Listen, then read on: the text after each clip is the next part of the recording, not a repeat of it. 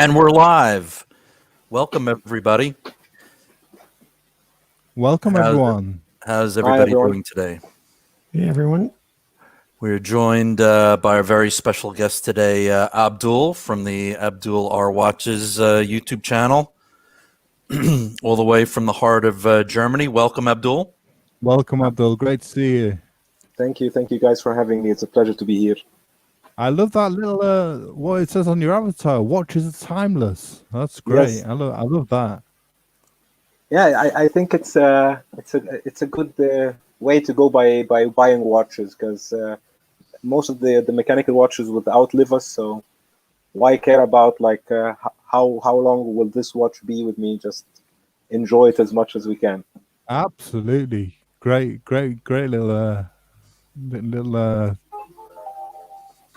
little saying you've got there. Watches are timeless.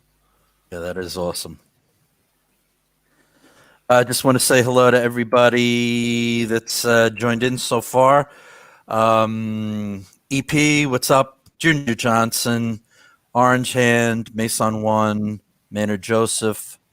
What's up, guys? Bud the Stud let us off. He was first. Donald. Chris from the Watch Lounge. Welcome, everybody. Kent great. Beer from Pittsburgh. Welcome, everybody. Great to see all the regulars. Great to see you all here, guys, supporting us. That's what we're here for. Yep, we really do appreciate it. So, and I want to welcome back NS Something.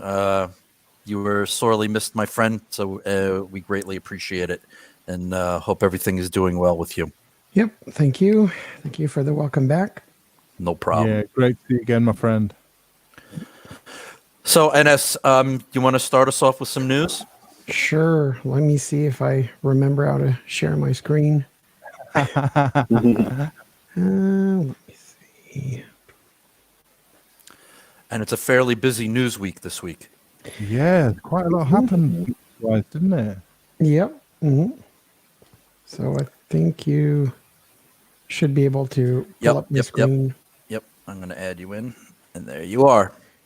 Yep. So I think to get started, the new Zenith Chronomaster Sport El Primero 3600.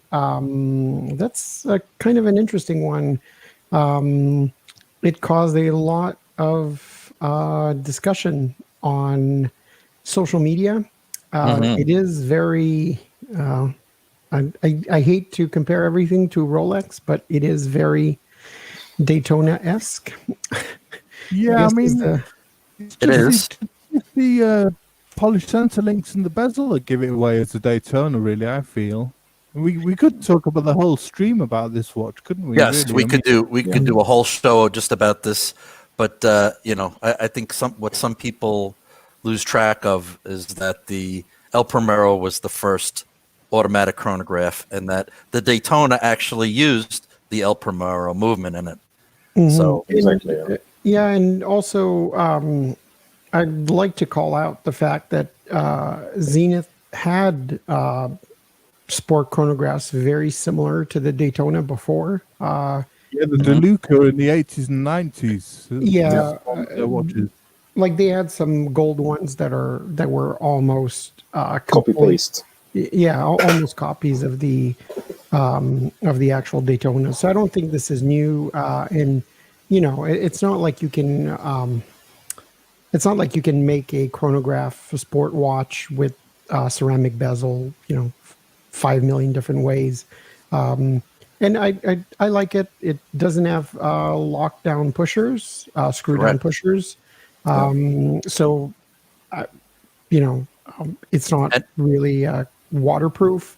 But it is what it is, right? I think most sport watches aren't used that way anyway. And the dial is classic Zenith El Primero dial. So I think exactly it looks pretty good. Well, I think unless you're going to time your submarine race, I don't think anybody's really going to be using your pushers underwater. But that being said, it is still rated at 100 meters water resistance. So. Yeah, these are still water resistant pushers. Yeah. Yeah, and I think 100 meters, even if you're not using the pushers underwater, I think that's more than enough for Yeah. most use of this watch. Agreed. And you know, I think the price at $10,000 with the bracelet is not crazy, given what watches cost these No, days, and not at given all. Yeah. what kind of rebate you're going to get anyway at an AD. So I think it's a solid watch, solid movement. The dial is nice. I think it's a good watch, as long as you're not buying it because to replace a Daytona or something. I think on its Exactly. own, it's a good watch. Exactly. Yeah, I think this is a more fun and dynamic, practical sense with its tenth of a second counter. It's Yeah.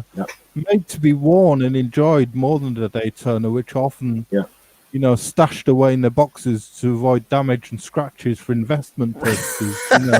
Exactly. Exactly. And This is also, this is made to be worn and enjoyed by a younger customer base as well, because the Daytona is often a middle-aged person's watch. I feel, and and this is one for people who can afford it and get access to it. It's available. And if you're going to pay like 25,000 in a Daytona, then why not get this one and get a Brigade Type 20, and then you have two of the best chronographs that you can have for that 25. Exactly, Abdul. Yeah. absolutely, Yeah. absolutely, you're going to be able to actually walk into a dealer and purchase this, and maybe even get it for a discount. Yeah. Exactly. And plus it has the tenth of a second timing bezel, which is a hell of a lot more useful than a tachometer, which nobody ever uses. Yeah, and look, I think at the end of the day, $8,000 to $10,000. I'm going to speculate that you're going to get around 20%.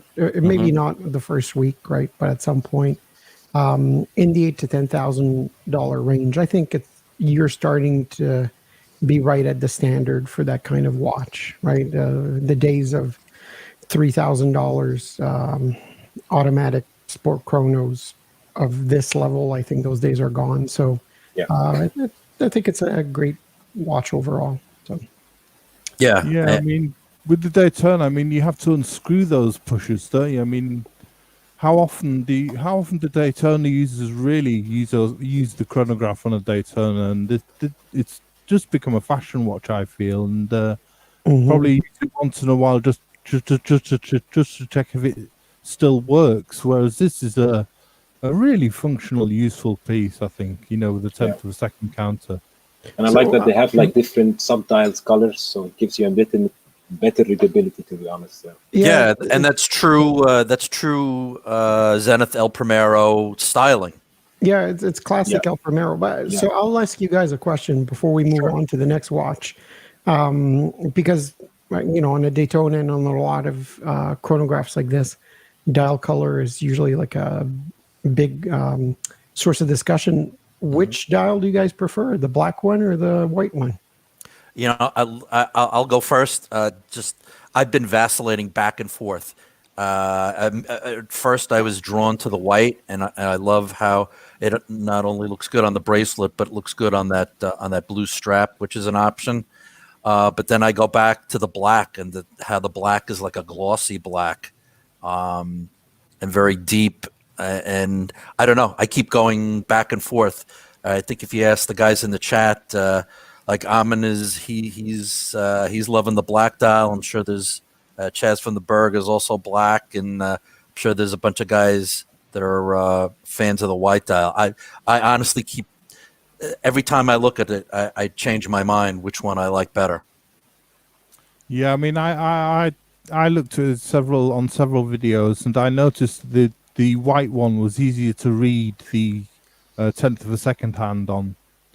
It was easy to see the tenth of a second hand. The black looks gorgeous, but the white one I find was easy to see the tenth of a second hand. But then again, I've never seen it in hand, so but I do like the white, but the black looks gorgeous. I mean, black dials are great. I love them, and they've both got that gorgeous tricolor subdials on them, which look great, I think. Yeah. And I mean, the case, the lugs, the date on it, the bezel function, the pushers, the crown, the registers, they're all different from a Daytona, and the it's just the bracelet and the bezel that look slightly similar, I think. But I love it. It's a great watch, brilliant watch. I'd much rather go for one of these. Agreed. What about you, Abdul? Do you have a preference? Yeah, the white one, because the tricolor with the white is for me the combination. The black one looks nice, but like Tom said, like I cannot read it that well. I feel like the white one, at least from the pictures, I didn't have also both in my hand, so I cannot say. But from the pictures, I seem to tend to like the white one more. Yeah. Any preference, NS? I like both. I feel like the white one might be more classic El Primero for some reason. But I like the black one. The black one almost kind of looks like some of these special edition Speedies, like the, like whatever, some that have like the moon rock, the meteorite, or I don't know. They both look very, very nice. I'd have a hard time choosing if I was choosing. And this new 3600 caliber is now up to 60 hours power reserve, isn't it? It's 10 hours more than the original caliber. Yep. Which is more like 3 days, and it's a great movement. And it has hacking now. Hacking, which you love, though, blue shirt. I do. I love my hacking. Yep. No, I think it's a solid watch. So. Yeah. Yeah. I think Zenith, despite what some people are going to think, I think they hit it out of the park with this. I think so. I know some JCB was predicting a diver, and I think they should at some point. They've got time. They've got time for that, haven't they? This I think they're going to sell boatloads of this watch. I think it's outstanding. Yep, I would agree. So the next watch, so we don't spend the whole show on the which we could easily do. You could easily, yeah. So the next watch, the new DB28 double-faced tourbillon. Yeah, the kind of two tourbillon. Yeah, amazing. So I thought it was a really cool release. They've done similar watches before. And what I like about this the Bethune, it's that it really shows one thing that a lot of people don't realize about this brand is that they're very, very good at doing, their crazy futuristic aesthetic, right? Like we see here. With the hands, everything, right? The polished titanium, but they also do like really, really cool, classic looking dials, and they have this whole series. I forget the actual number of the series where their dials really look like classic watches, and they're one of the rare watchmakers that excels at both. Right? They can make both kinds of dials. And to be able to just flip the watch and either have like a really classic looking dial like this one here, or the really futuristic, with open tourbillon and all that kind of stuff. I think it's a really cool approach. Plus, when you flip it, right? People often say, I'd like to wear the watch upside down, but this one, you kind of want to wear it like halfway. You've got that gorgeous sort of breguet hands and guilloche center on one side, haven't you? And then you've got the tourbillon with the sort of made up with titanium and silicon cage containing silicon platinum balance wheel that oscillates at 36,000 beats per hour, and it's got the triangular shaped pattern on it to give that futuristic Bethune look, and but the other side you've got those gorgeous breguet hands and that guilloche dial. It's just gorgeous, like you say, Ernest. They're going from really contemporary classic look to their futuristic sci-fi look on the other Right. side. Yeah. And it's the thing I like about this is that it's not for the last couple of releases they've been it's that Starfleet emblem look on almost all their watches. This is a little different. I think this is a brilliant watch. And it works really well. Coming in at quite a lot of money though, this one, isn't it? It's 215,000 Swiss francs, this one. Yeah, I was gonna say you get two really amazing, super watches basically for the price of two amazing super watches. Well said, yeah. Yeah, summed it up quite well there. You pay what you get for, Yep. Mm-hmm. And I really like that they did this. That like they have one dial that is like a perfect dial for a person who likes the technical side of it, and the other side is like the beauty of it. So it's a nice work. I mean, one thing you have to always tip your hat to De Bethune, that they do stuff that nobody else does, like heat bluing titanium. That is extremely difficult to do. Yeah, and they've got it down pat. So you really have to tip. Their watches are not everybody's cup of tea, but you gotta really respect them. And if you ever get a chance to see the watches up close, they're very impressive. It's a hand-wound with a 5-day power reserve, isn't it? It's, yeah, and one thing about De Bethune and even some other brands, right, like Richard Mille, you just have to remember that when you see the finishing that they have, the rather impressive finishing, it's really hard to get that kind of finishing with titanium, which is relatively hard to work with. Mm-hmm. So they really are putting a lot of effort in heat treating and the finishing.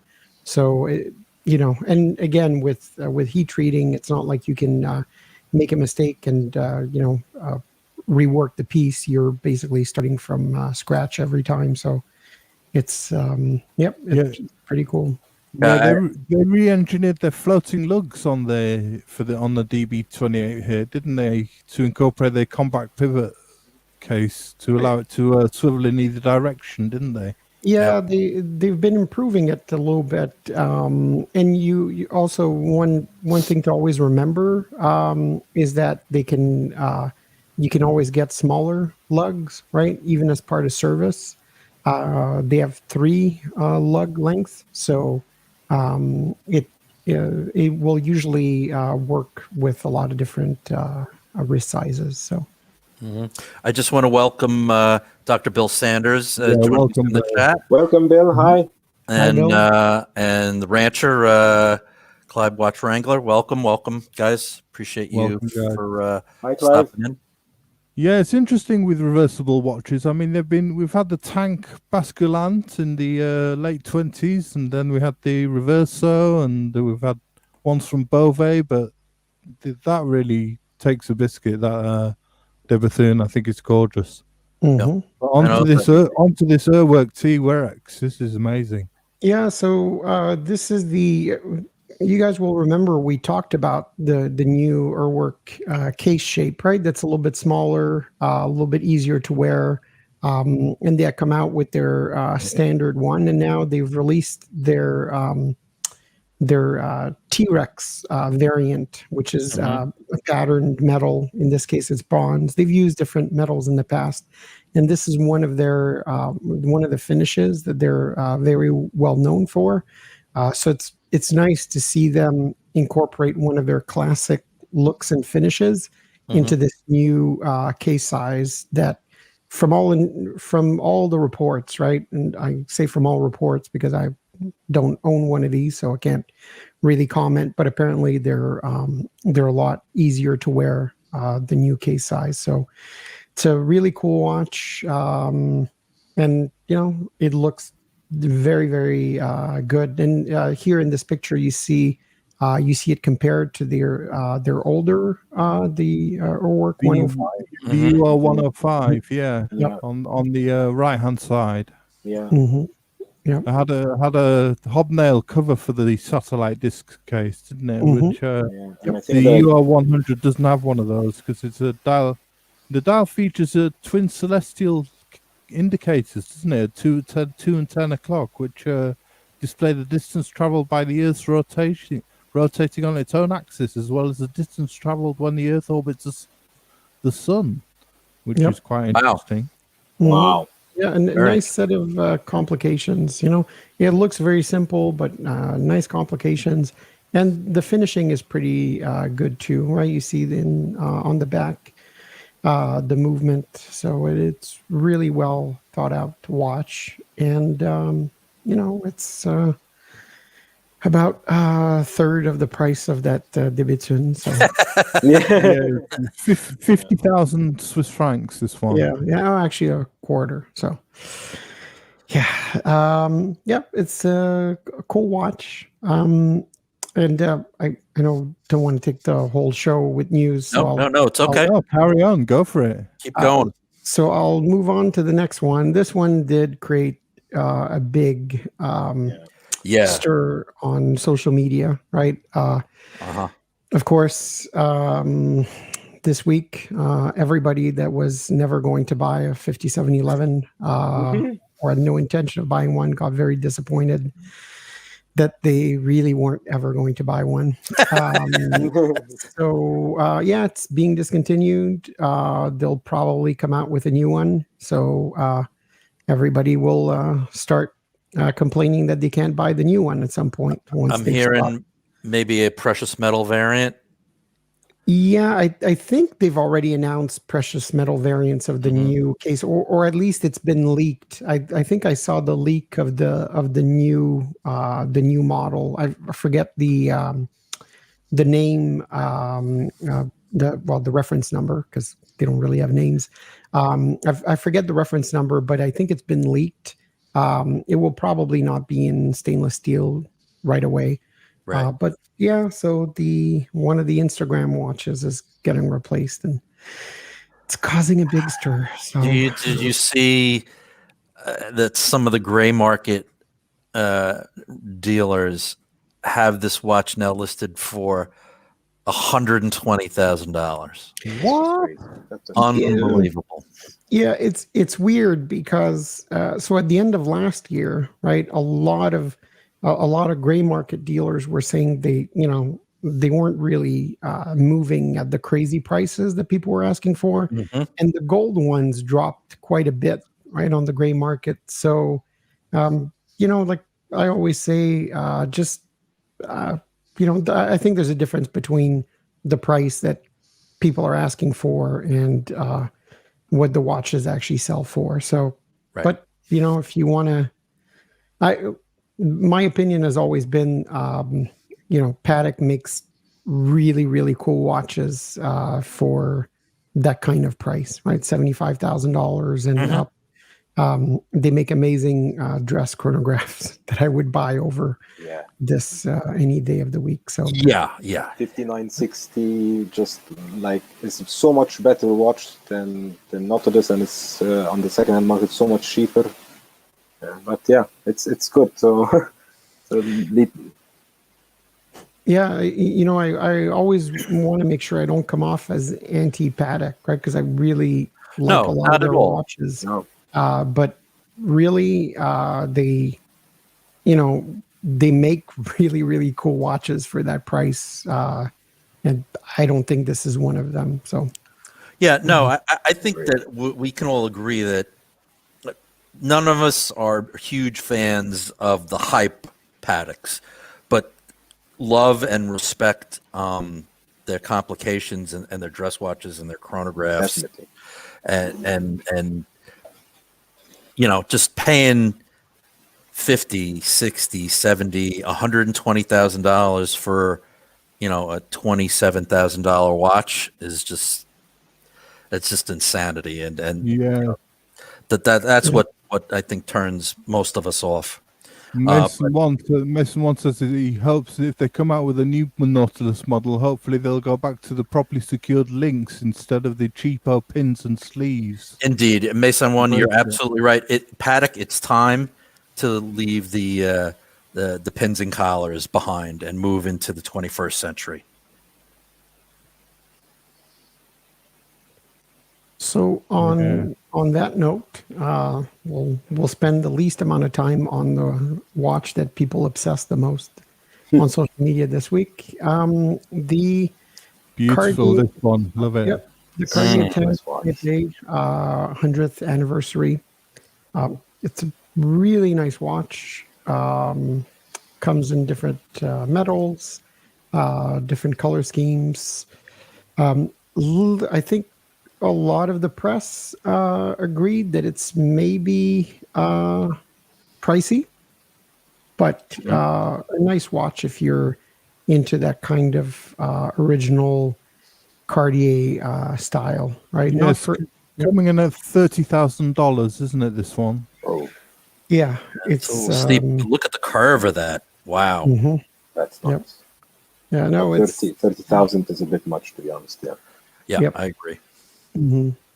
So it's pricey. Plus, it's the JLC 849, I think, that's in there. Yeah, that's right. That's right, Ines. There's hand wound 36-hour power reserve JLC 849 caliber. Yep. Yeah. So the caliber isn't even formed to the case. Oh, okay. Oh no. Yeah, definitely not. So one thing though, because like when it came out in the Kingsman, the knife watch, right, the Master Ultra Thin. One thing to remember about the JLC 849 though is that it does have some hand finishing, and it's an incredibly thin movement, and its real claim to fame, the 849, which was at some point one of, if not the thinnest movement out there. I mean, it's 1.85 millimeter thin. But its real claim to fame is that unlike most movements that thin and that small, it's actually a workhorse movement, right? You can wear it. You can wear it every day. It won't break. It has regular service times, right? It's a really good movement, but you can get it in used JLCs, Master Ultra Thin, 36 millimeters, and I think 38 millimeters, and they come up at like $3,000-$4,000 sometimes. So it's one thing to think about. But cool watch, nice case, but definitely expensive. So. Yeah, really nice. 100th anniversary. I mean, they brought out an edition in 2018, which was 50%. I think it was 50% less than this. I think it was $20,000 instead of $30,000. They brought out a 2018 model, but they've really gone to town on this 100th anniversary edition, and bumped the price up. Yeah, I mean, look, 30,000 even with a reason, a healthy discount, let's say that way. It's still an expensive watch. Yeah. So you are. I hate to compare two watches, right? I always think it's unfair, but I'm pretty sure on Chrono 24 you could get one of those chocolate dial gold reverso tributes for less than that, right? Oh yeah, nice. So it's it's a think about it long and hard, because it's a lot of money. How thin is it? Is it? I think they say it's the 6.4 millimeters, but I think it's a little bit hard to gauge how thin it is because of the curve, right? Of the curve, yeah. 6.4 millimeters thick, and it's 23 wide by 46.3 long. It's 18 karat yellow gold, so it's that's why 150 pieces they're making, and yeah, nice watch, but expensive as NS says. Mm-hmm. Yeah, you have to wonder, even with the limited edition aspect of it, you have to wonder on the secondary market how much these things are going to go for, like a year or 2 years from now, or 3 years, right? So yeah, exactly. Yeah. Yeah, the only thing, if you have like an Eastern Arabic dial or some kind of one-of-one dial, then maybe it holds some value. But other than that, I don't see it holding anything in the second hand. Mm-hmm. Yeah, it's. I think this is going to be a tough sell, but I think they're smart, right? And they're going to sell all 150. And Yeah. I don't have the article, but I mean, I could find it. But yeah, that's one of the things that we saw this week as well, right? Let me see if I can find it. I think it's Richemont, right? That has been doing quite well. In the third quarter, their sales recovered quite a bit. So, I think they know what they're doing. So. Yeah. Yeah, I think they have. They're not stupid, are they? Mm-hmm. Yep. No. Look, people like to criticize Ishmael and Omega a lot, but they're not out there laundering money and losing money every quarter, right? They know what they're doing. Yeah. And I think that's all I had for the news. I know somebody had posted a link about this Panerai. I don't know if you want to talk about it. You want me to pull that one up? Sure. Let me stop. They started a partnership in 2019 with the French champion freediver Guillaume Neri and released a special edition of its submersible collection. And this year, Panerai collaborated with Neri again to release one of their Luminor watches, and it's a 44mm case of sandblasted DMLS titanium, which the initials stand for direct metal laser sintering, a technology that shapes titanium using 3D printing process. And the case features a rubberized coating on the bezel and crown and the crown locking lever.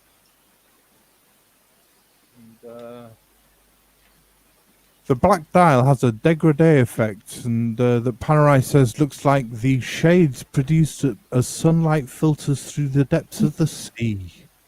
I think Panerai are using poetry now with new materials as well. So this case is a 300 meter water resistant and runs a caliber P9010 hand-wound movement with 72 hours power reserve. And the case back is engraved with Neri's signature, and the strap is made from black recycled PET material with white stitching, and also includes a white rubber strap ready for diving if you wish to undertake. The watch is limited to 70 pieces and offers the watch industry's first and only 70-year warranty, which is quite a long time. So, but the cost is $18,900. Which is a bit too much, I think, really. Yeah, that's why they're throwing all that poetry in, because they got to justify the price. So that's available from the Panerai boutiques. I think it will be available for a long time there. Yeah, I don't know how many they're going to sell. Sorry, Abdul. Yeah, I think they're pushing it a bit, to be honest. It's they're using new materials and new combinations and going on being more environmental friendly and new ambassadors, but they didn't find the thing that makes them who they are, if you know what I mean. It's they're like trying to search for something they are not and losing their fans on the way. Yeah, I think Panerai for a long time has had a sort of built-in market, right? And they cater a lot to that. So we'll see. But I think some of these are also kind of halo products to get people talking about the brand, and they might not actually sell many of those. And Richemont has done that with a lot of brands, a lot of their brands, right? Where they'll have limited editions and they'll say they'll produce X and they end up producing 10% of that. I think as long as it gets people into boutiques, and whether this will be like a crazy hot seller that doesn't get discounted, or it's something that they end up just selling a few of, time will tell. But I would agree that they're starting to push it with price. I think they offer more with some of their like carbon watches, right? I forget Carbotech. I think the Carbotech series, right, has like nicer movements, more interesting complications, and the watch might look cooler. But it's not a bad looking watch. Just maybe not something I'd put that much money into. Yeah, agreed. Yeah. Anything else in there you want to pull? No, Thomas? No. No, that's it. Thanks. I think we've done the news, and we can move on to our special guest, who is Abdul.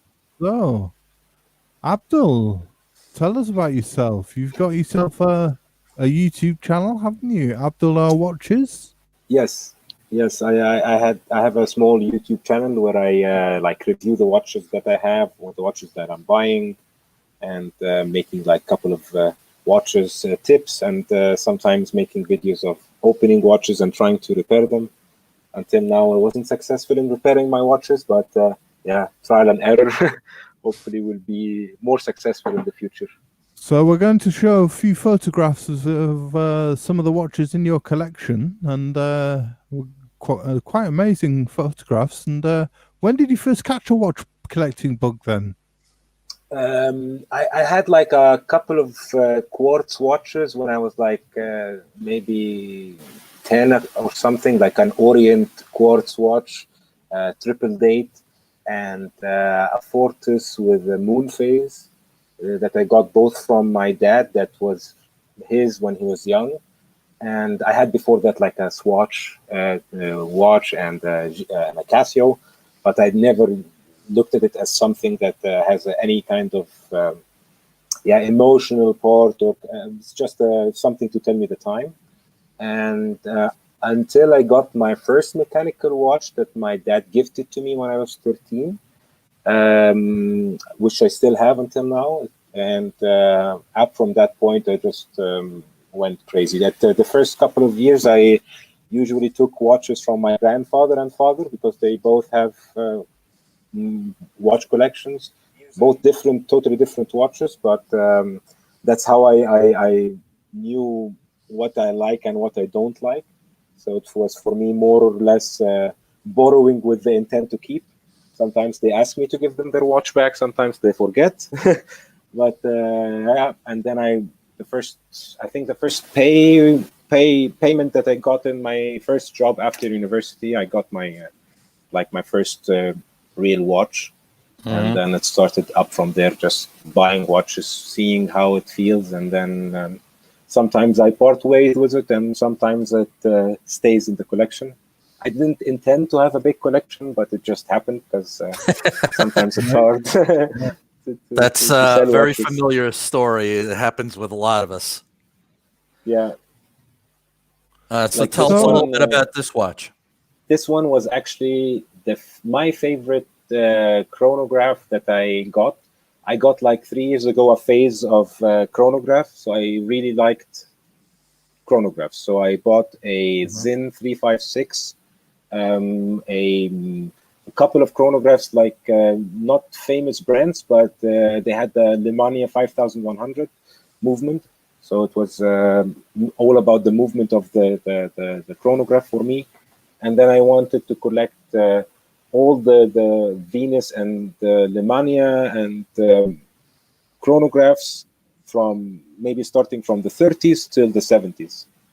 And I had like maybe 10, 12 chronographs. And then after the phase finished, this was the survivor of the of the whole collection. I sold them all, and this was the only one that was left because the size is perfect. It's 38 millimeters. It has a Venus 72 movement inside. Works perfectly. It has a 30 micron gold plating, so the plating is done really well. It's not even a solid gold, and it works well. It looks quite good on my wrist, so it was the one that talked to me the most. It's a stunning watch, Abdul. Really, really nice. Really nice. Thank you so much. And nice that you were able to get one. 38 millimeter is a good size for back in the day.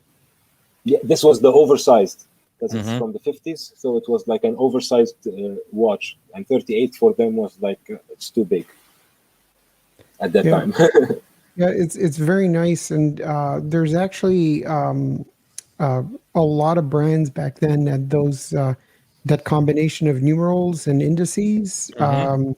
You can find a lot of vintage Vacheron Constantin from those years that look not identical to this, but extremely close. And Omega like, too, to some extent. Yep, Exactly. Omega. And I like that the lugs aren't just simple generic lugs like a lot of watches back then. Yeah. Right. So it's a really cool watch. Plus the rectangular pushers are always a nice touch. Yes. Yeah. Yeah, lovely. Exactly, and I got so many dial variations, like 12 to 4, and the whole dial, the whole numerals, only indices. And for me, just I don't know why the 12 and 6 made the most sense because of the sub dials. It made more sense symmetrical to have this one than any other one that I have. Yeah, and especially. I'm finding myself more and more drawn to bicompax chronographs, and that the 12 and 6 works perfectly Exactly. with the 2 sub registers. So Yeah, really nice. And I have to say, for like an oversized watch, well, quote unquote oversized, but oversized for that time. One really interesting thing you might notice: the 2 sub registers aren't super close to the middle, right? So you can see that that movement is not a tiny movement.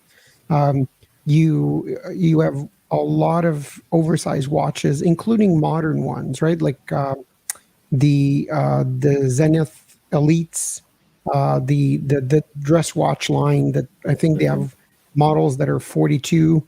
And the 2 sub registers are so close to the center, right? The edges of the sub registers almost touch the center pinion.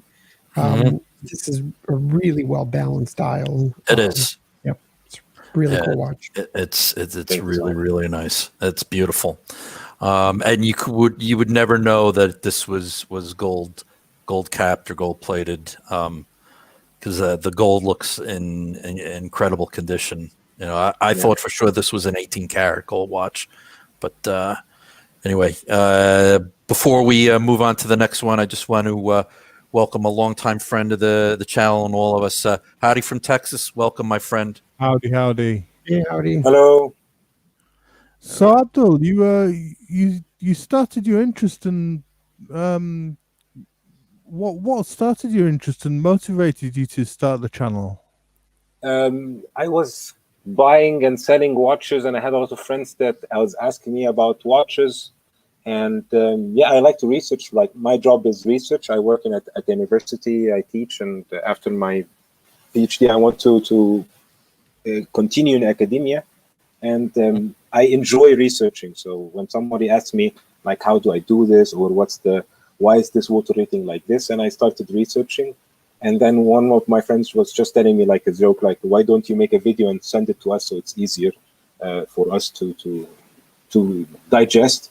And I was like, yeah, why don't I make a video for fun? Just I already buy watches with a lot of intervals, maybe once a month, and I can unbox them, I can review them. I got anyways all the equipment, the time grapher, everything of course came with time. That every time I buy, instead of buying a watch, I buy new equipment, and then instead of buying maybe new watches this month. I buy old watches and try to repair them, and it just started from there. I didn't have any goal of making a watch channel for getting views or whatever. I just wanted to have some fun, and maybe help someone choose the right watch instead of listening to someone that will sell them. Because I listen to people at the start who will say, "Oh, you have to buy this watch. Oh, it's the best watch," and then you buy it, and then you're like, "Oh, that movement. What's the movement inside?" And then you start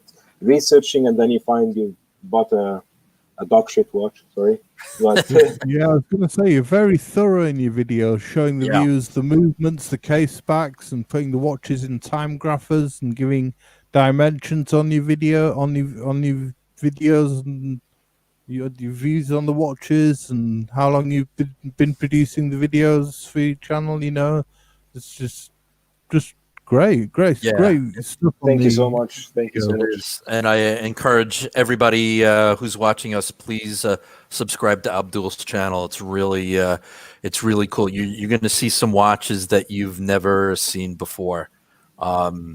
Very, very interesting. And Abdul, oh, you're welcome, my friend. You do a very thorough and complete job. And I enjoy your videos a lot.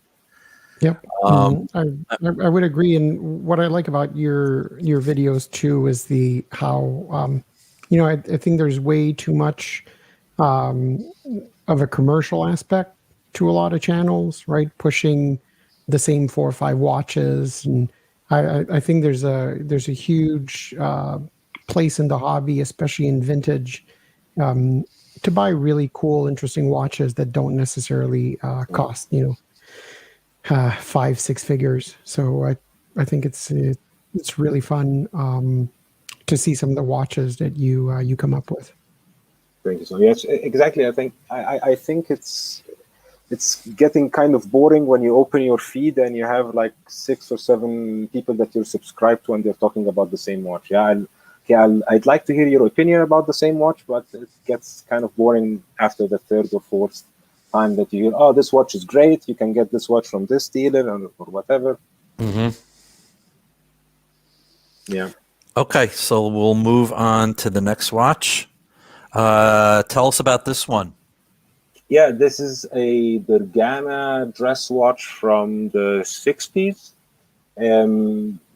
Bergana is one of these brands that I buy and I sell, I buy and I sell, and I buy. I have almost all the time one in my collection, and then this one I actually just sold 2 or 3 days ago to one of my friends that I met through his watching my channel, and he was like texting me, "Hey, are you selling this watch?" I said, like, "If you want to buy it, I can sell it to you. It's not a problem at all." And we talked, and I sent it to him, and he's really happy with it. But it has a great movement inside. It has like a brass movement, and I could, every time I wear it, it was like plus 20, something like this, and I regulated to run around plus 4. And each time I got a Bergana, I could regulate it to really COSC even numbers, and it worked so well. And the watch was so thin; it was like 5.5, 5.7 millimeters thick. Wow! So it was really nice watch. Yeah, no. From watching your videos, I know that you're very high on this brand, on Bergana. Yeah, they make such a nice watches, and they are so underrated. You get these for like €100, and you have a PUW caliber inside, which is not something you find every day in vintage watches.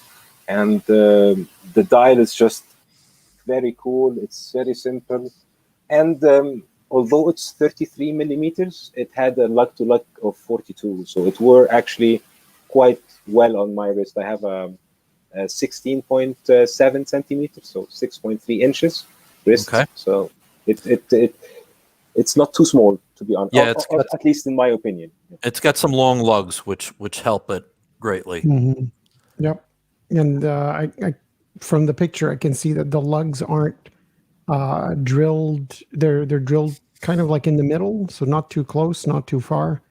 So it should still fit on a small wrist as well, but have a little bit maybe it probably looks a lot more substantial on a big wrist. So quite Breguet-esque, aren't they?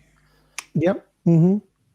Just a classic, mid-century dress watch. Just really simple, classic, clean. I like it. I really like it.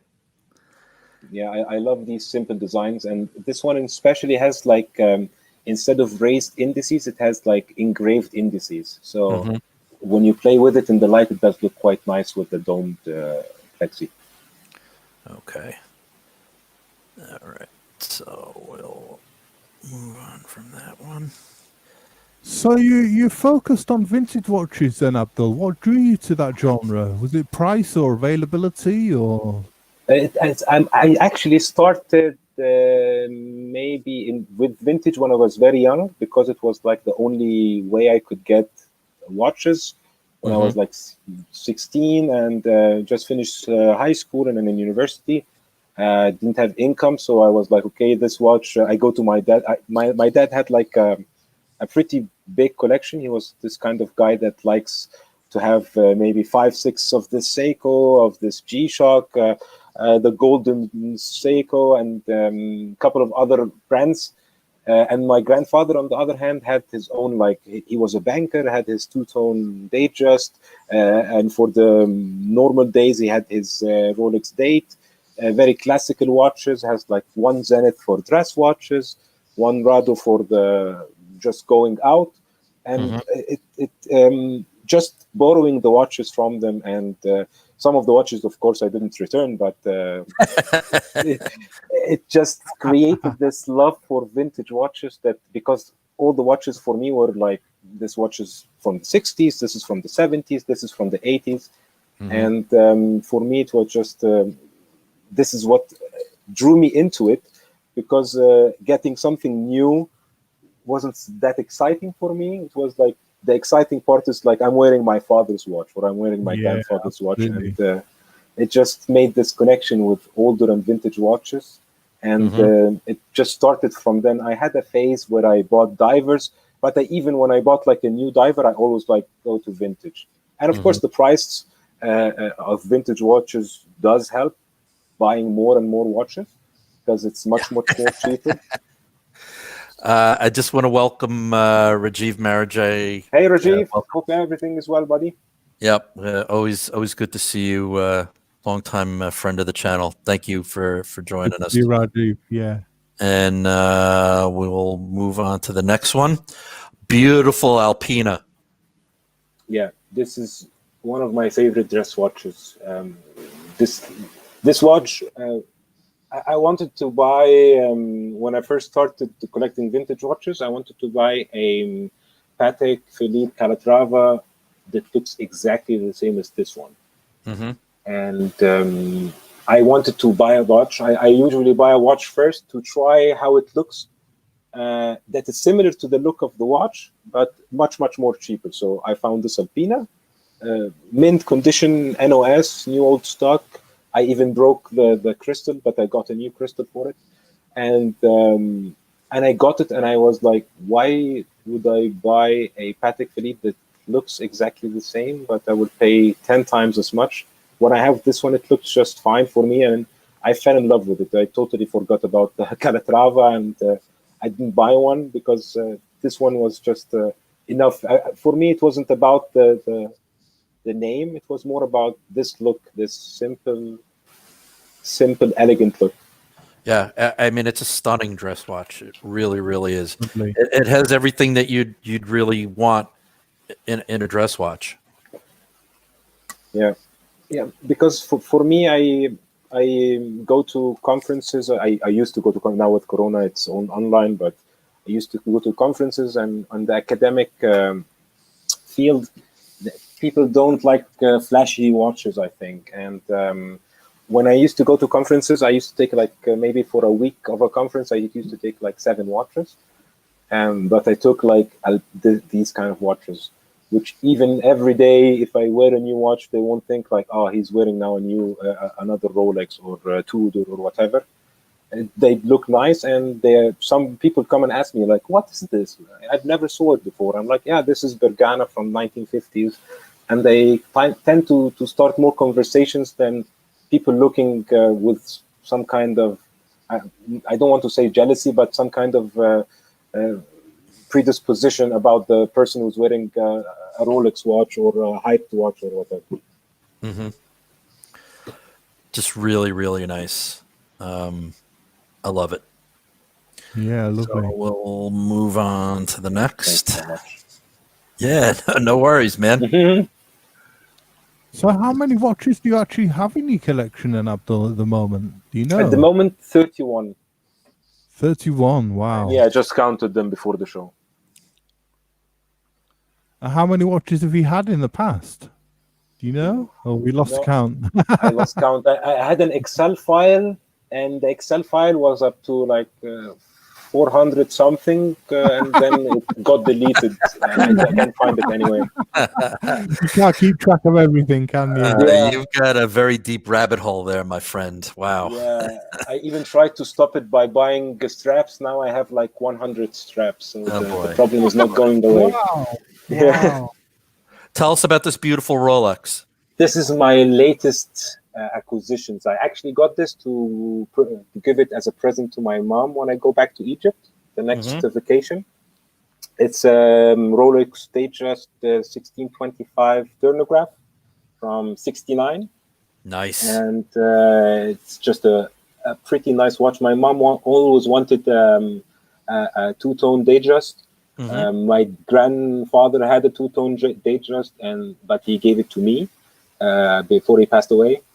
So I thought it would be nice for me to get my mother the one that she wanted. And I just saw this one in 30th of December. And I don't know why I kept dreaming about it the whole 2 days, and then I bought it on the first day of January. Very nice. So you picked this one up in Germany? Yes. They sent it at home to me because we cannot go to the shops at the moment. Right. It looks like it's in beautiful shape, Abdul. It's in excellent condition. I have to say the dealer was pretty good in sending the video, pictures, and everything. And I have to say, if it was polished, it might have been polished once, but really, really great condition. And it has even a folded Jubilee bracelet, which I told my mom about. She loved it. And I told her even I got her, I'll give her 2 of my straps to wear it with the watch. I think a black or a brown lizard strap would go perfectly as well with the watch. Yeah. That bezel is in amazing condition, right? Usually the bezels, especially in gold like this, right? They would get very faded and used up. This one is in amazing condition. And if you in between the numerals, the engine turning on the bezel, I mean, it's still there. It's for the most part, it looks like it's still crisp and sharply defined. I think you're right, Abdul. This watch looks like it maybe saw a polish at one time, but that's it. Yeah. Yeah, and the guy told me that he posted like only 2 days ago before I bought the watch. So I was lucky that I got it at the time that I got it. Yeah, beautiful watch. Okay. Yeah, lovely stuff, Abdul. Thank you. Yeah, I try to. I don't buy what I see everyone talking about. I buy what. Sometimes I just scroll through Chrono or eBay or Katawiki, and then something just hits my eyes and does something in the chemistry of my body that my fingertips are always pressing on the buy button. And fancy. Yeah, whatever you fancy that whenever you're browsing. Exactly. Yeah. Now, this is lovely. I love this watch. Yeah. Agreed. This Jean Perret. Yeah. This also, I just was looking at eBay, and the guy sold it without the strap, and he was like, "Yeah, it's a NOS So I was like, okay, I bought it. I got this strap on it, but the shape case, I didn't see that much watches with this shape case before. That's why I bought this watch, and as well the dial. I wanted to buy a red dialed watch since a while now, and I wanted to see would I like how it looked. And I was like, to be honest, I'm getting more and more towards getting a red watch in 2021. Yeah, it's beautiful. I love that color red, and you certainly do not see this shape of case around. No, those curved lugs as well. They're really nice. Are they? They're wire lugs, right? Yeah. They're very nice. Nice. Okay. Moving right along.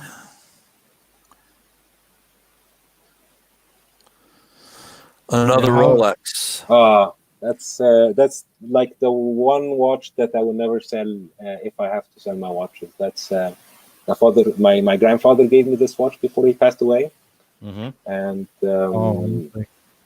yeah, it's like the watch that I always that I never borrowed from him because I never wanted to borrow a Rolex and like show off like my sisters used to borrow it, and I was like, no, I don't want to borrow it. I want to borrow the Rado.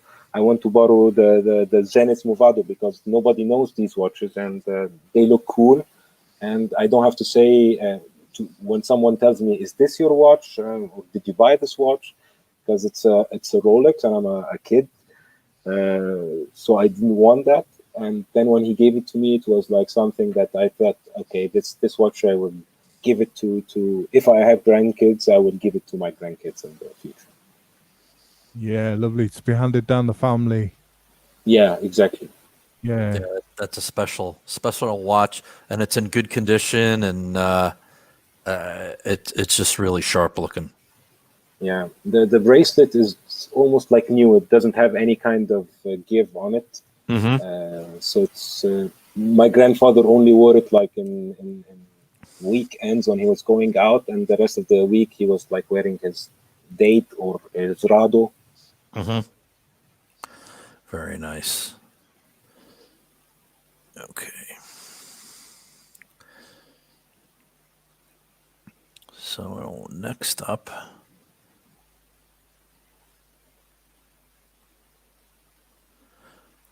We just got another shot of this one. Yeah. Just really, really nice.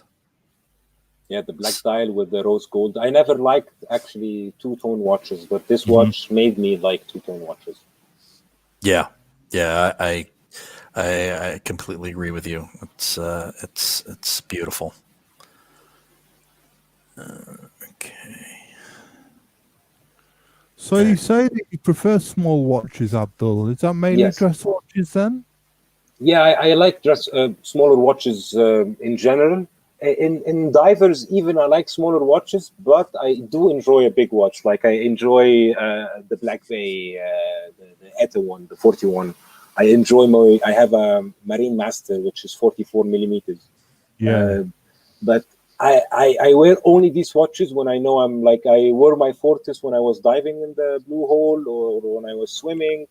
And when I swim with my friends or normal beach or a pool, I always wear my Tudor because I know it will take a beating and it's a strong watch. But if I would wear a diver to the office, I would like to wear a 39, 36, even a 33. I wouldn't mind it. And a good old Seiko 5. That's my first automatic watch. That's another special watch that I don't think I like. This one I plan to give it to my firstborn, like whichever son or daughter. When they want to know about watches, I will give them this watch because this watch my father gave it to me when I turned 13, and his father gave it to him when he joined the police academy in 1976. So he got it like a new watch from his father, and he gave it to me when I joined high school.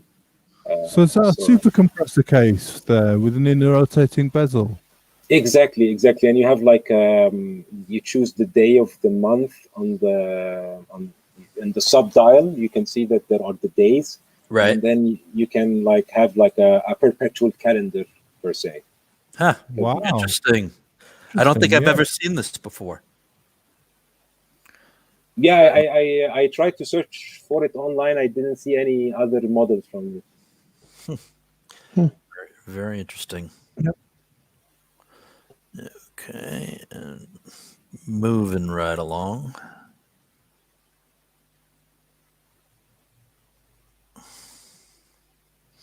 Very interesting watch. Yeah, that's another one that there was this auction house called Henry's, which have a lot of watches that go unsold. So I go there hunt for deals, and this one was one of the deals that was sold like in a package of watches, all with they don't know if they're working or not, so they sold it all, and it was like a great price. So I bought like 3 or 4 watches, and the only one that was working was this one. Mm-hmm. And it just looked so special. I opened it up. It had like a German movement inside, because at first I thought it was Swiss. Mm-hmm. And I actually, when I uploaded the video, I asked the people, anybody has any information about watch? And so many people were like, yeah, this one is, I think, German. And I was like, oh, that's so cool. And I searched for it, and then I found out, okay, it's actually German from a city that's around 80 kilometers from my house here. Oh, wow. So it's not so far away. And every time I wear it, like I was wearing it in the wedding of my best friend. Mm-hmm. He had it in Egypt last year, and like a lot of my friends were wearing like the Daytona, the Nautiluses, and then they were like coming to me and like, what is this watch? And I'm like, yeah, this is a jump hour watch. And they're like, huh? So cool. Where did you get it from? I was like, you cannot get it anymore. It's like a vintage watch. I don't know what's the brand, nothing about it. And they're like, huh? You don't know the brand? How do you don't know the brand? I was like, it's unbranded. It happens. And then I explained to them that sometimes some watchmakers made watches that was unbranded and just put it out. So it's a pretty nice watch. So that's telling 6:40 and 55 seconds at the moment, is it? 6:40. No, 6:38. Yeah, 6:38. Right, And 38. Right. Yeah. Very interesting. Yeah. Mm-hmm. Very interesting.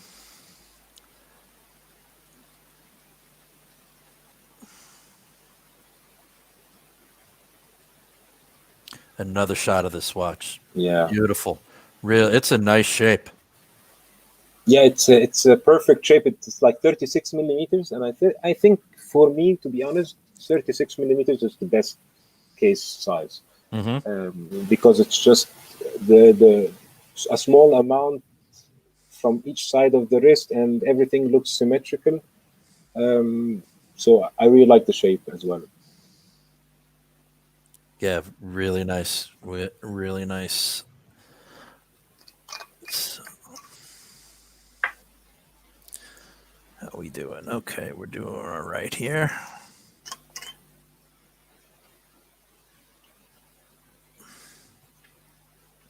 Is this a Movado? Yeah, this is a Zenith Movado Museum piece. It's a quartz watch, and it's one of the watches I got also from my grandfather. I saw him maybe wear it once or twice for like with a smoking suit. So it's in almost mint condition. It's really thin. It has this royal oak feeling to it as well. Mm-hmm. But it's quartz, so I don't wear it so much. Most of the time my wife's wear it when she's going out because she doesn't want to wind the watch. Okay. Do you all guys have also quartz watches in your collection? Yeah, of course. Yeah. Right. Yeah, most people have a quartz, I think. Yep.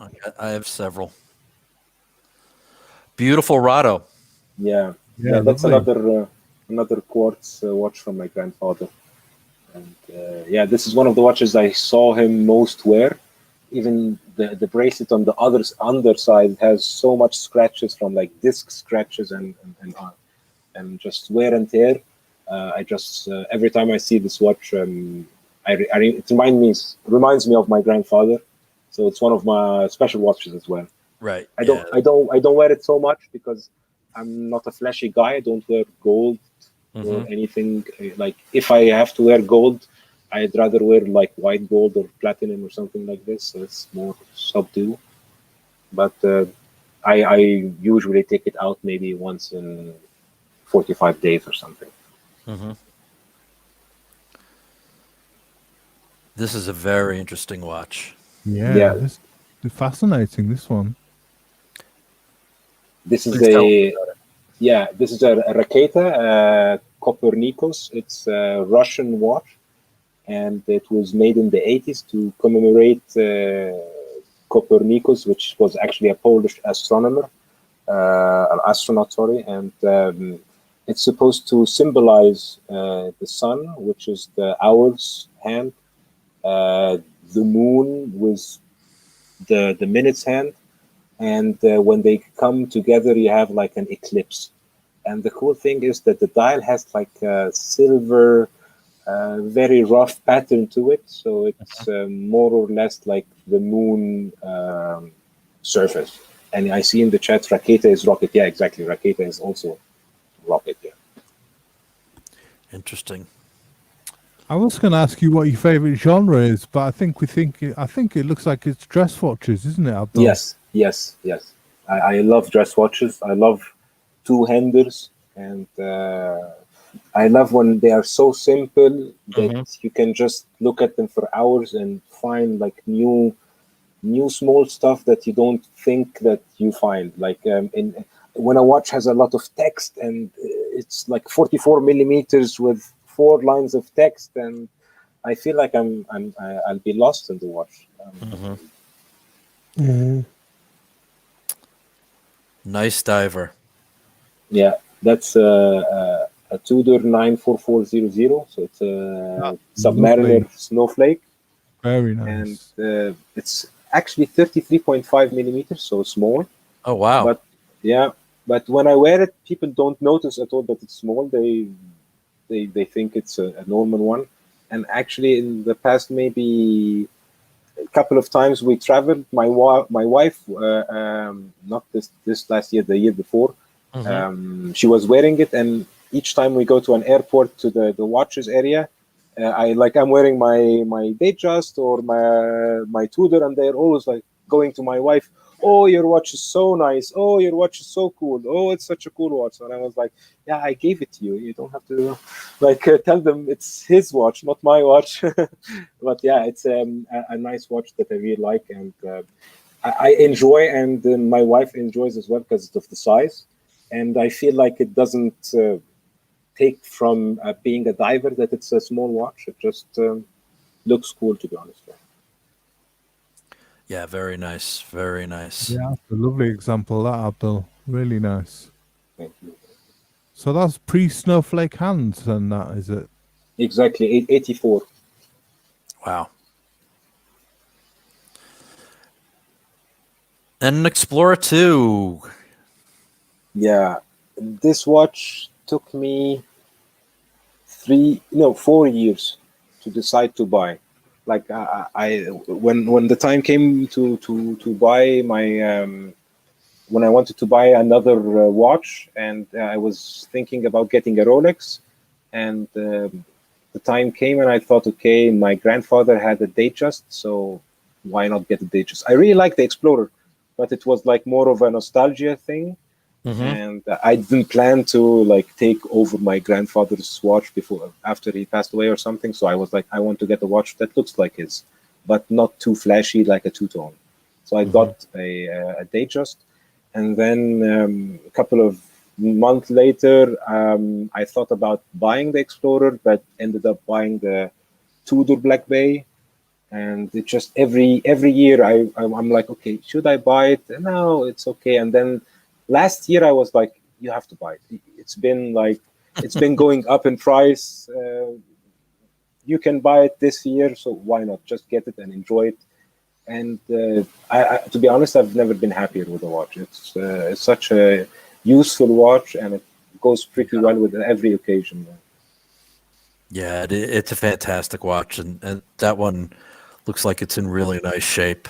And I love the white rubber strap you got on it.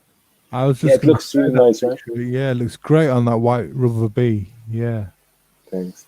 Yeah, I got the black rubber B first, and then I put it on, and then somewhere I saw that they have a white color, and I was like, maybe I should get white to try it out. And then after putting it on it, I use the black now on the Datejust one, because the white is just made for the Explorer.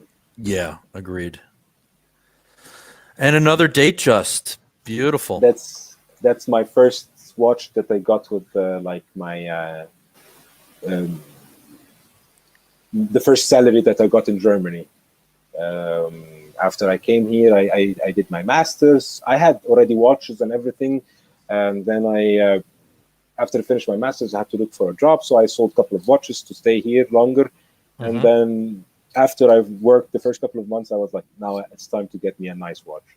And then I was thinking about the Explorer, and then I was asking my best friend. He knows my style pretty well, and he was telling me, like, you've always liked your grandfather's Datejust, so why not get one for yourself? Like, get one that's not so flashy. And I saw this one for sale. It was really good price, so I was like, why not? It doesn't look so much polished. It didn't have a box or a paper, but it was a reputable seller here in Germany. So I didn't think about like, the resale value of the watch or nothing. I just wanted to get myself a nice watch that also has a significant meaning to myself, because it was like my grandfather's watch represented him. So that's why I got this one. Yeah. Yeah, it's really, really nice. Yep, it's nice, and like you said, not too flashy. Very nice. Yeah, exactly. Yeah, I actually wanted to get a Submariner, but one summer I went. I come from Egypt, so I went back to Egypt, and I go to the summer place where a lot of people are there, and a lot of wealthy people, and 5 out of 6 people on the beach had the Submariner on.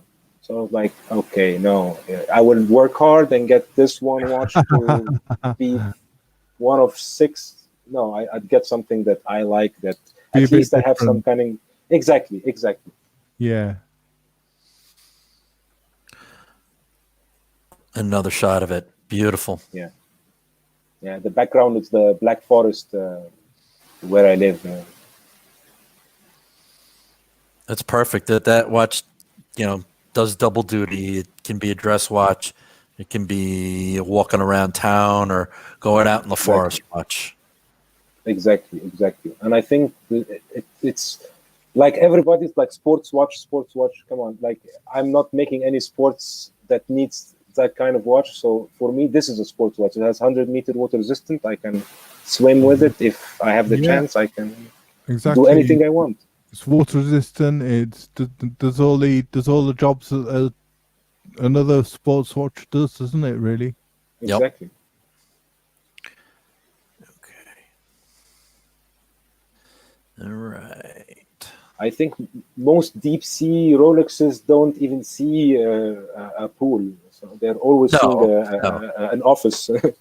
Yes, if you go on a lot of online watch groups, I always like to say that it's funny how most Rolex sports watches, you see them on the wrists of people that haven't done any sports in probably 30, maybe 40 years. Yeah.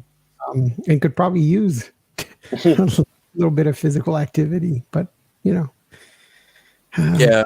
thank you, Abdul, for answering Bill. He was asking him what movement the Cartier had, and it was a JLC movement. So thank you. And look at that beautiful Zen. Oh, it's gorgeous. Love that salmon dial. Isn't that spectacular? Yep. You featured this one in a video recently, didn't you? That's right. Abdul? Yes, exactly. I had my 2-year review of the watch, because I had a Zen before the watch. I was watching a watch aficionado on YouTube, and he was pushing for a Zin and another diver, and I bought them, to be honest. And 1 week after I bought them, I regretted buying the diver, but the Zin I really liked, to be honest. But I didn't like that I bought it this way. I felt like I didn't do my own research. I just heard someone that talked about these watches, and that's why I bought them. And I saw my mistake there, so I sold them both directly. I lost money on them, but I was like, no, this is not how you start or add more watches on your collection by doing this. So I sold it, and I actually found this one. So I bought it with the exact money that I sold the other two. So I've never been happier, to be honest. It's a really nice chronograph. It has a Celita 500 movement, so a workhorse movement, has a copper guilloche dial. So they make each dial is different. So because you might see another salmon dial, right, and it will have a different hue, a different color. Wow. And it goes so well with straps. Although it's 13.5 millimeters in thickness, with the lug construction, it does wear okay. It's not too thick on the wrist. I'm actually wearing it at the moment. I don't blame you, man. Yeah, that's a stunning dial. Yeah, I love the syringe hands as well. Sorry, Enes. No, I was just going to agree about the dial. I think it's an awesome dial. The texture, everything. It's not something you expect also from Zin, right? Correct. It's a really nice watch. Yeah, and it's 100-meter water resistant, so you can take it to the beach. You can. The case is very strong steel. Zin always does good with the construction and the quality control, so it's a pretty nice watch, and it's still, you can buy it new, I think, with this color as well. Mm-hmm. Yeah, just what an amazing looking watch. Okay. And a lovely Tudor, an ETA Tudor. Yeah, this is like this started my 1 year of buying almost every diver on the market in that year, just because of this watch. Because I got this watch because before buying this watch, I bought the Datejust, and then before going on my summer vacation back home, I wanted to get a nice diver. Mm-hmm. And I was thinking about the Submariner, but I thought, like, you saw everybody wearing it. And then I saw Tudor having this model that they just made out like 1 year ago or 2 years ago, and they said that they would discontinue this movement. I guess they would use the in-house movement. So I thought I'd look at both, and this just smiled at me, and I found like I thought like, yeah, ETA movement means it will be cheaper to service. So for me, it's a plus. It will look the same almost. So nobody will be like, oh, you have the ETA movement. Oh, you paid less or whatever, even though they are the same price. And I just bought this one because also the bracelet doesn't have a rivet or fake rivets, because I hate that. The faux rivets. Yeah. And there are lots of people that would say that this is more collectible than the new in-house movement model. So it's a beautiful one. Nobody does burgundy like Tudor does. They really did a knockout job with this bezel. It's a lovely watch, Abdul. Great. And I love the way we matched it on a burgundy strap as well, on that rouge strap. Yeah, thank you. Yeah. The strap, it got me a while until I found like the best combination, and this strap just works quite well with the watch. I've always liked red, and for me was the maximum to have it on the bezel and maybe on the indices. But now I'm ready for like a full red dialed watch, I guess. Well, we'll wait and see. We'll keep tuned. Stay tuned to your channel. Exactly.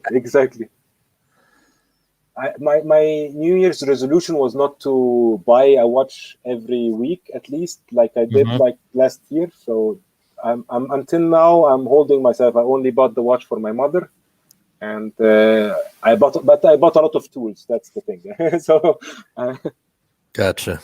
A lot of things to keep you going. Oh, look at this one! Wow, Arabic dial on a Fortis. Tell us about Yeah. this one. B42 automatic. Tell us about it, Abdul. Yeah, this one is one of the watches that started I got it after the Tudor. Because when I got the Tudor, I was always wearing like dress watches. Even when I was young, I had always dress watches, and like for any kind of activity other than if water activity, I had like a Casio or whatever that would take this beating of G-Shock. And when I got the Tudor, I was like, you could do this with a mechanical watch that would take a beating without saying no, and you could actually time and it felt like I want something more. And then I went scouring online to find cool divers, and the Fortis was one of the ones that stayed in my collection after I sold the rest. And the Arabic dial is just something that I love, and I think this is one of the things that I'll be collecting more and more in the future as well. And this is the biggest watch I have. Sorry for interrupting you. Okay. I love just the pop of blue that the secondhand adds into it. Yeah. It's cool. Very, very cool looking watch. I love it. Mm-hmm. And it has also a fully loomed dial. So in the dark, it gives you great visibility. We got one more shot of it. Oh, looks fantastic. It does. Abdul. Really does. Thank you. Really is a lovely watch. And how much was that one, if you don't mind me asking? I got it for 1,000 euros. Wow, it was an great. auction house called Katawiki. Has so much good deals. Now it's like when Bill was talking about Daniel Roth watches, and I found them on Katawiki before, but after that they're evaporating. But I've always find good deals there. Great, fantastic. Yeah, very, very nice. Okay. Yeah, lovely one. So have you got many Arabic dials like that? Yes, 3 in total now. Right. So expanding the Arabic dial collection. Yes, I've always liked the Arabic dial, but the Rolex one are unachievable for myself at the moment. So I look somewhere else. There is GP also has a couple of ones. Yeah. So we come to a G-Shock. I mean, you released a G-Shock video today suggesting that the G-Shock may be the best tool watch ever. Yes. Not this one. No, the is other that one. Is that just because of the functions, or just because there's such great value? It's both. This one is a bit big for my wrist, but it has everything you might need. The other one, the MTG one that I reviewed today, it's perfect for my size. Looks great, has everything you need for a sports watch. This one I have because my cousin gave it to me for my wedding as a gift. And he loves big watches. He's a big guy. So This is a 54 millimeters diameter. Wow, 54. That's big. Yeah, that's a big one. Yeah, I only wear it like maybe when I'm going to the forest to forage for mushrooms or something like this once or twice. But most of the time it sits as my nightstand. So I sleep and I have it on my nightstand. This is my clock. Very nice.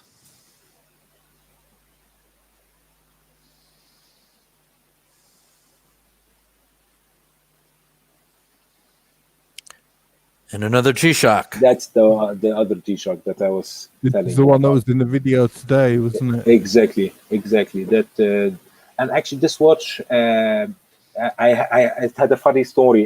There was this couple of years ago when I started the channel. I wanted to start like looking for ideas to make content, and I wanted to ask, okay, what could I do to have watches that come to me regularly? And there was this one watch subscription that sends watches, and I was like, okay, I'll try it out for maybe 2-3 months and see what will come. And they had like a group where you can change watches, and the watches that came was like bad watches, let's say. They're not worth the 100 euros you're paying for the month. But I was like, oh, okay. I sold the first 2 months for exactly what I paid for them on eBay. So I was like, okay, it's just the watch came. I made an unboxing video and then I sold it on eBay. So yeah, no harm, no foul.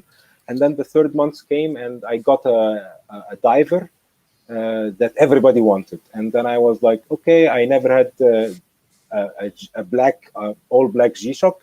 If somebody has it, I can exchange it. And I actually exchanged it and I got this watch. And to be honest, it was the best exchange I made in my life. This watch, I love it so much because it's so useful and it's just does everything. It's interesting how function comes before looks on the watch. Yeah. For me, it's just has everything you need, and you are safe when you're wearing it. Somehow you don't need to, like, if you're wearing a watch that you like, you feel somehow like I'm a bit clumsy as well, so I tend to hit the door, hit edges of the wall or something like this, and and for me, wearing a G-Shock at home is like I can be myself. I don't have to worry about anything. Don't worry about things. Just be carefree, and just not care about damaging. It's a watch that shrugs off door jams for sure. Yeah, exactly. Okay.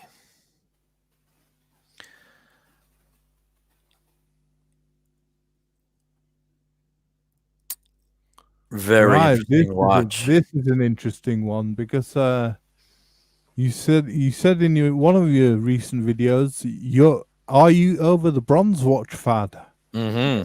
Are you really over bronze watches? Because you say in some of your recent videos that you're trying to reduce your collection, and how many watches do you want to get down to? I want to at least get down to 21 watches. Right, so you got 10 to get rid of. Yeah, exactly. And to be honest, I bought this watch because I wanted to see if I liked bronze, and I thought when I got it that I will never sell it. That's why I sent it to a hand engraver in France to hand engrave on the bezel, the case, the lugs, the underside, and he did a great job on it. It looks It looks really nice. I saw the video. Really nice. It looks lovely on the sides of the case as well, and the engraving looks really nice, Abdul. Looks lovely. Exactly. And really, you really personalized it, haven't you? Yes, exactly.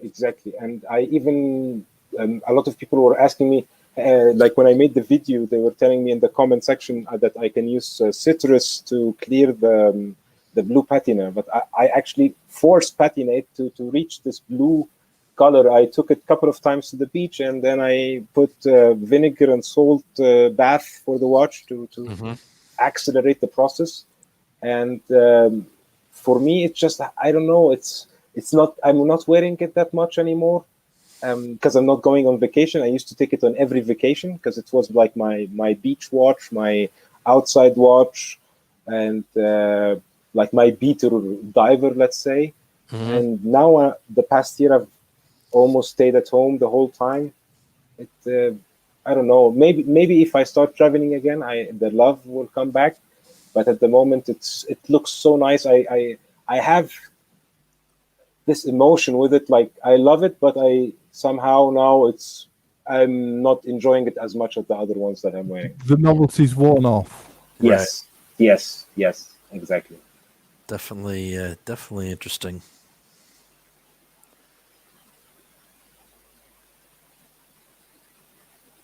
Here's another shot of it.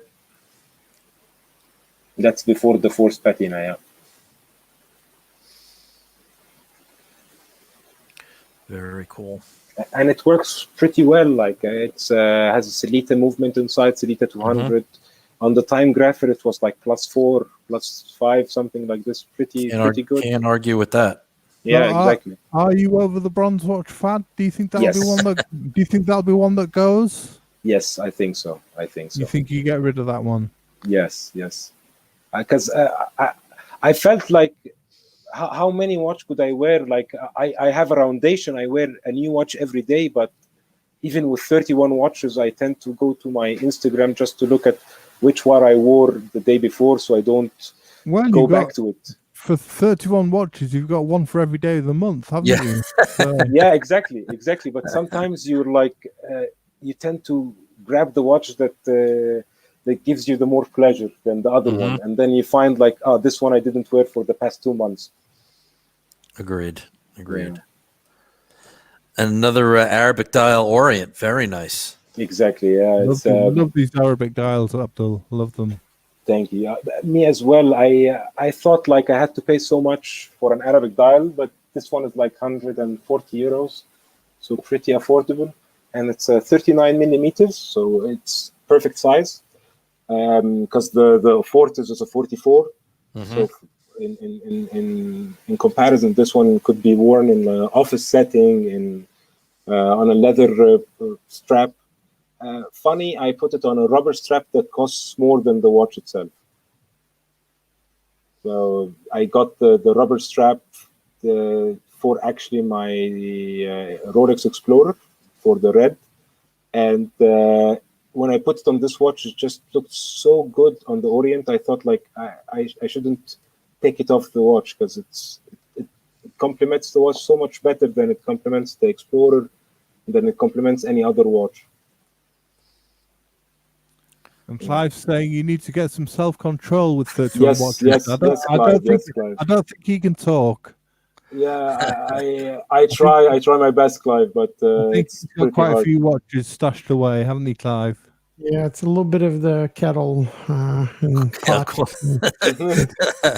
Pot calling the kettle black. Something about that. Yeah.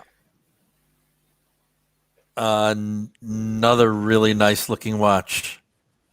Yeah, in the past couple of months, I was thinking about getting myself a nice chronograph, but I didn't know like a bi-dial chronograph. And I don't know, I have the Elidor, the vintage one, and I didn't think it would add anything to me if I bought an expensive modern chronograph from a big house, and then I don't enjoy it as much and I don't like it.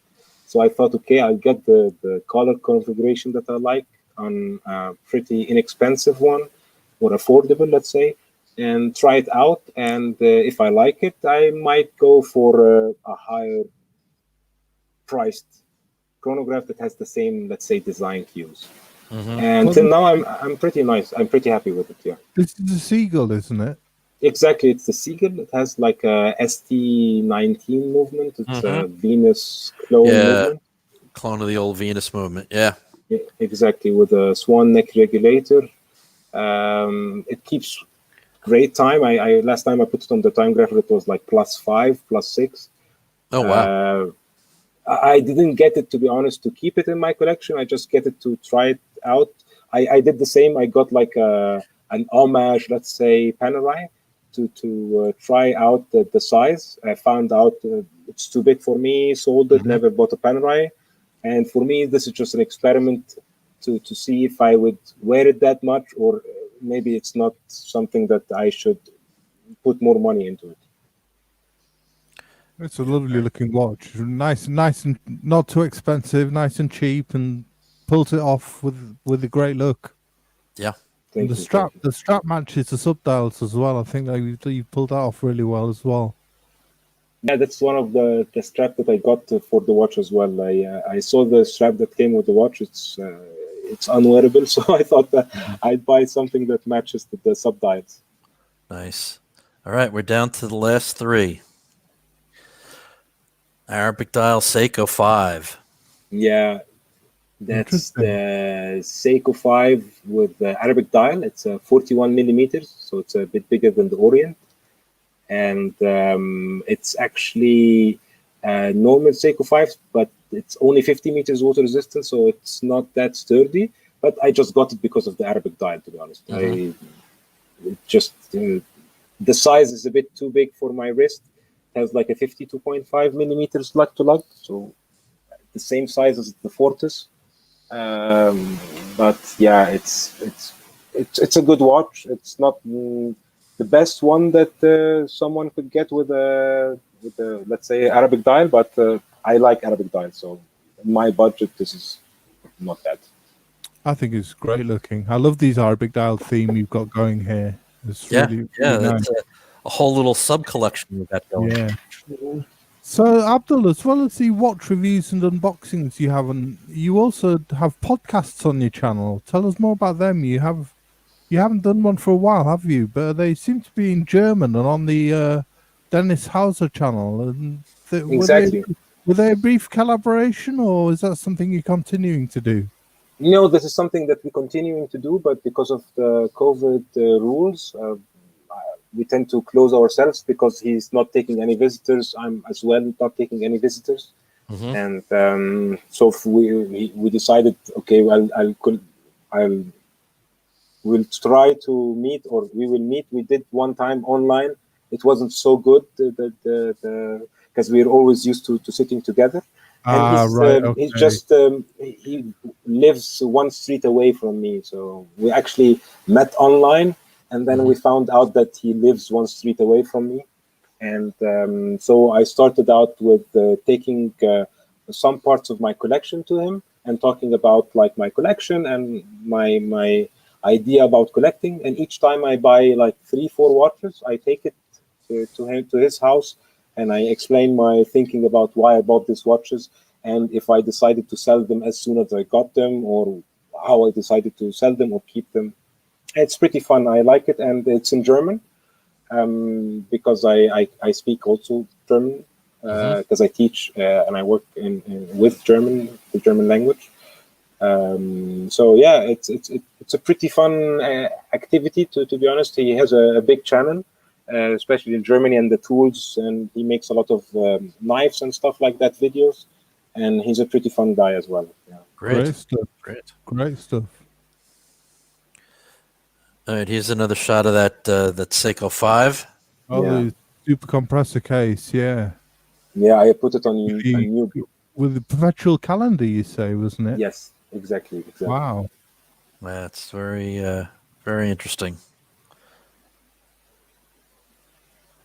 All right, and the last picture I have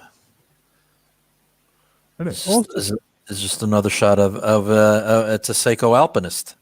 Yes. Ah, right, yeah. Yeah, that green dial, Abdul. Yes, that's the SARB 017, the green one, the first one.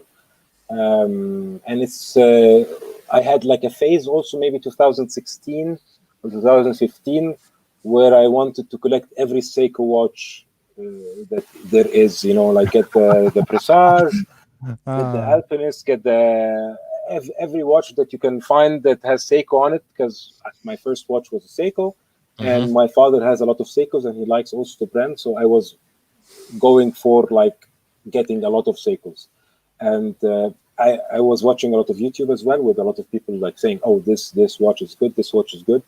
I sold everyone, but every other Seiko that I have, the modern ones at least, and then I kept this one because it's just the perfect watch.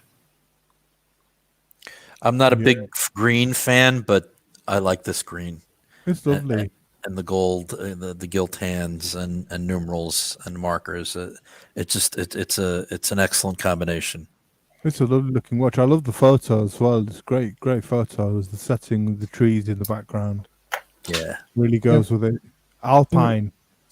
Yeah, exactly. Yeah. I mean, that Seiko at this point has become a classic, pretty much. Yeah. Agreed. And I don't think the new versions of this watch hold a candle to this original, the 17. Yeah, and I think also this watch is one of the watches that like surprises you, let's say. I noticed it said in the about section of your channel, Abdul, that the channel will be bringing videos from my experience, travels, experiments, and purchases. Are there any other things apart from watches that we'll find on your channel? When I started, I wanted to. I was in the process of making a flying license, and like I was thinking about like making because I used to travel each month to a new city just for a weekend, because in the Black Forest, like you have to understand, my city is only 10,000 people, so it's a pretty small city.